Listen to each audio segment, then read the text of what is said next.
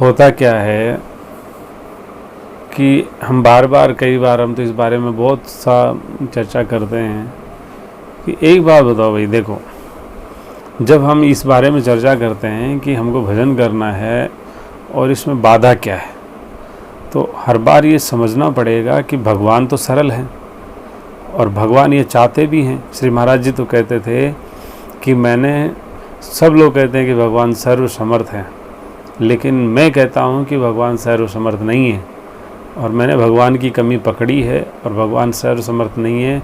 इसलिए आज से ये बात कहना बंद कर दो कि भगवान सर्व समर्थ होते हैं। तो महाराज जी से पूछा गया कि भाई क्या महाराज जी आप कैसे कह रहे हैं ऐसी बात?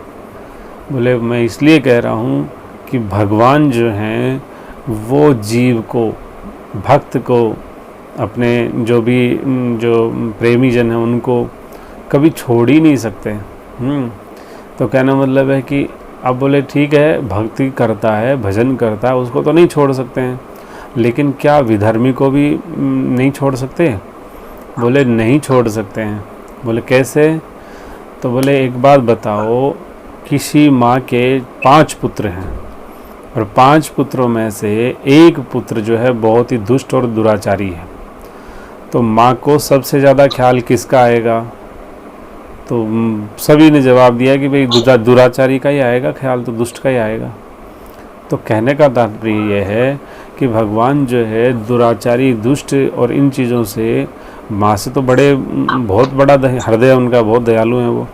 तो कहना मतलब है कि वो उस दुष्ट और दुराचारी को भी नहीं छोड़ते हैं, हमेशा एक उम्मीद में रहते हैं कि आज ये शायद सुधर के मेरे पास आएगा, आज इसकी मति शुद्ध हो जाएगी, आज ये हो जाएगा, ये मेरा ही तो है, मेरा अपना ही तो है। तो इस तरह से वो उसको कभी छोड़ते ही नहीं है, उसका चिंतन सदा ही बना रहता है उनको। लेकिन हम लोग क्या करते हैं, एक वाहियात आवरण हमने ओढ़ लिया है।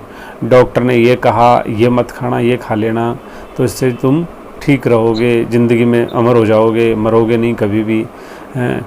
तो कहने का तात्पर्य यह है कि भाई हमारे शास्त्र में यदि अधर्म का कोई रास्ता है और उसको कोई डॉक्टर बतावे, चाहे माँ बाप बतावे, चाहे कोई और बतावे, वो हमको क्यों स्वीकार करना है? ठीक है, ये समझ गए कि भाई आपके तमोगुण का परिणाम आज कोलेस्ट्रॉल हाई हो गया बॉडी में, तो कोलेस्ट्रॉल डिज़ोल्व करने के और भी बहुत सारे रास्ते हैं। एक लहसुन प्याज खाकर क्यों उसको आप डिज़ोल्व करना चाहते हैं? इसके लिए कहने मतलब है कि और भी बहुत सारी औषधि गुण हैं हमारे यहाँ पे, आप उनको भी यूज़ कर सकते हैं। और मान लीजिए कि कब तक आप इसको मान लीजिए शरीर को बचा के रखोगे, एक दिन ये शरीर तो जाना ही जाना है, निस्संदेह ये चला जाएगा, आपके रोकने से भी नहीं। चाहे आप लहसुन प्याज की पूरी बोरी पूरी मुंह में ठोस दो, फिर भी नहीं रहेगा ये।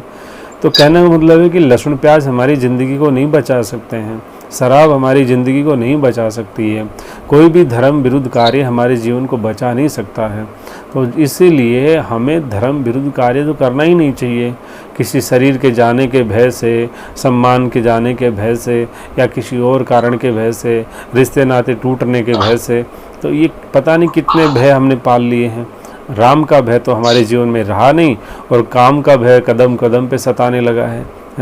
फलाना यदि हम उसको नाराज़ हो जाएंगे, पड़ोसी से नाराज़ हो जाएंगे, हमारे संबंध तो अकेले एक वही हैं, उनसे हमने तोड़ लिया रिश्ता, तो फिर क्या होगा?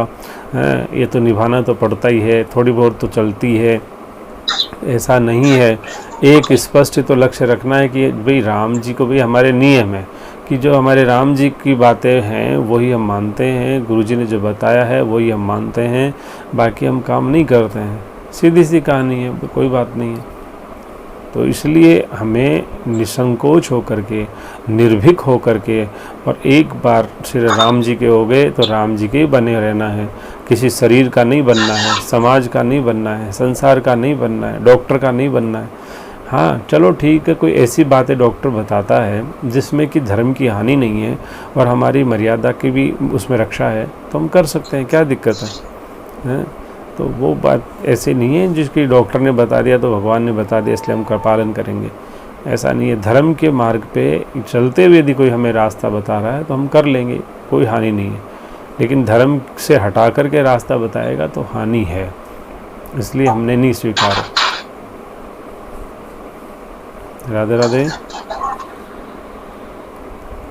राधे राधे। रा- राधे राधे।